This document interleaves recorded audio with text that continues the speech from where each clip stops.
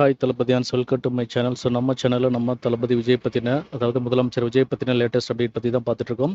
So இந்த நிலையில் நம்ம தளபதி விஜய் வந்து தமிழக முதலமைச்சராக பொறுப்பேற்று கிட்டத்தட்ட 2 வாரங்களுக்கு மேலாகி மிக நல்ல முறையில் தமிழகத்தை ஒரு ஆட்சி பண்ணிகிட்ருக்காரு. ஸோ அதற்கு உதாரணம் பார்த்தீங்கன்னா, தமிழக மக்களும் சரி, அரசு அதிகாரிகள் மற்றும் திரைப்பிரபலங்கள் முதற்கொண்டு அவருக்கு வாழ்த்துக்களையும் நன்மதிப்பையும் கொடுத்துட்ருக்காங்க. ஸோ இந்த நிலையில் பார்த்தீங்கன்னா, பிரபல நடிகை குஷ்பு பார்த்தீங்கன்னா நம்ம தளபதி விஜய்க்கு ஆதரவாக பேசியிருக்காங்க.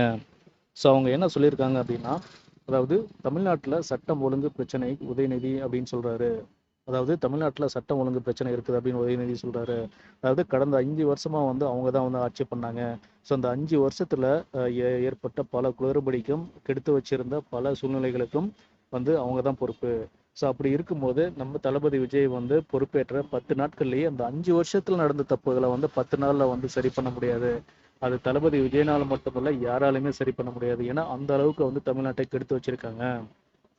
அதே சமயம் இது மக்களால் தேர்ந்தெடுக்கப்பட்ட ஆட்சி. ஸோ நம்ம விஜய் மக்களால் தேர்ந்தெடுக்கப்பட்டு தமிழக முதலமைச்சராக இருக்காரு.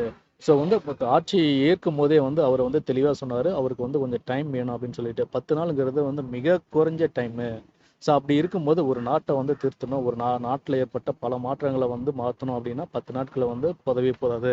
ஸோ கண்டிப்பாக அவர் கண்டிப்பாக இன்னும் பல மாற்றங்களை பண்ணுவார்.